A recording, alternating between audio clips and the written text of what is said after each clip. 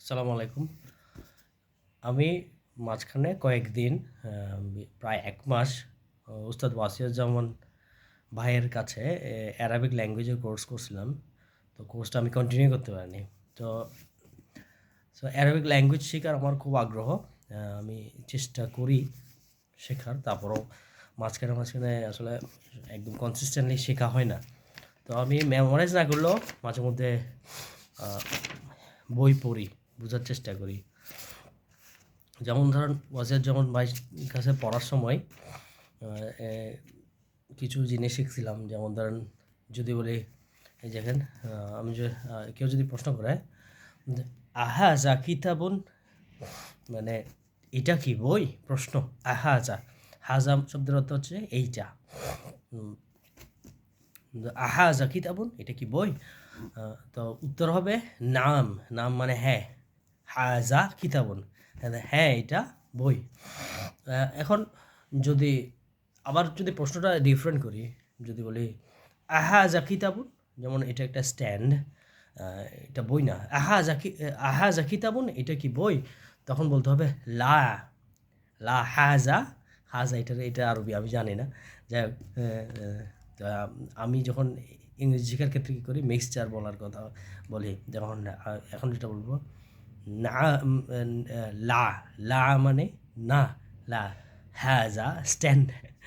তো যাই হোক, ওই স্ট্যান্ডার্ড আরবিটা আমি পরে শিখে নেব। তো এইভাবে আসলে ভাষা চর্চা করতে, করতে শেখা হয়।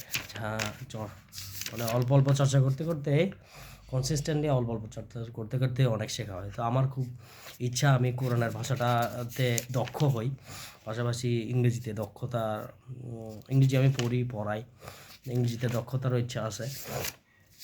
তো তো আমার খুব ইচ্ছা কোরআনের ভাষায় দক্ষ হওয়া, কোরআনের জ্ঞানে দক্ষ হওয়া। তো আমি অল্প করে চেষ্টা করি। যদি এটা খুবই পরিশ্রমের ব্যাপার। যেমন ধরেন আরবির মধ্যে অনেক কিছু যে সহজে শেখা যায়, কারণ বাংলার সাথে মিল আছে। যেমন কিতাবুন, কিতাব আমরা বলি কিতাবুন, তারপরে কায়লামুন, কয়লামুন না? প্রোনাউন্সিয়েশনে একটু হয়তোবা আরও উন্নতি করতে হবে। কয়লামুন মানে কলম, কলম থেকে কয়লামুন। তারপরে আম ঘর, বাইতুন মানে আ বাইতুল্লাহ, আল্লাহর ঘর, বাইতুল্লাহ, তাহলে বাইতুন একটি ঘর। কুরসি, কুরসি মানে কি? কুরসি মানে হচ্ছে সিংহাসন, বা এখন এটা হলো কুরসি মানে চেয়ার। যে কুরসিউন হচ্ছে চেয়ার, হ্যাঁ? আ মিসবাহুন, আমাদের অনেক ফ্রেন্ডের নাম দেখবেন মিসবাহ। তাহলে মিসবাহুন অর্থ একটি বাতি, মিসবাহুন অর্থ বাতি। আ বাবুন, বাবুন অর্থ দরজা, বাবুন। বাবুন অর্থ দরজা।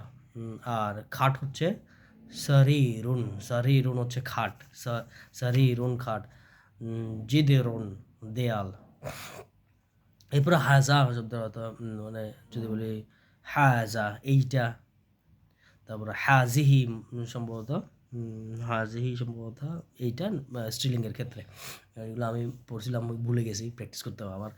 তারপরে জালিক মানে দ্যাট, জালিকাল কিতাবুলা রাইবা ফি, জালিক মানে দ্যাট, ওই কিতাবটা যেটা যেটা কোথায়, যে কোরআন লাউহে লাউহে মাহফুজে সংরক্ষিত আছে, তা ওইটাকে বলতেছে আল্লাহ তাআলা কোরআন সূরা বাকারায়, যালিকাল কিতাবু লা রাইবা ফি, ওই কিতাবটা যাতে কোনো সন্দেহ নাই। তাহলে জালিক মানে ওইটা, তিলকা মানেও ওইটা, সেটা তারপরে হাজা কিতাবুন এটা বললাম। জালিকা কালামুন মানে ওইটা কলম, জালিকা কালামুন। তো আসলে এভাবে অল্প করে আহ, পড়ার চেষ্টা করি, প্র্যাকটিস করতেছি, তবে খুবই কম। হ্যাঁ, আসলে পুরুষ মানুষের যে বেসিক রেসপন্সিবিলিটিগুলো আছে ওগুলা সহ মেনটেন করে। তো আমার খুব ইচ্ছা আমি কোরআনের ভাষায় দক্ষ হব ইনশাল্লাহ।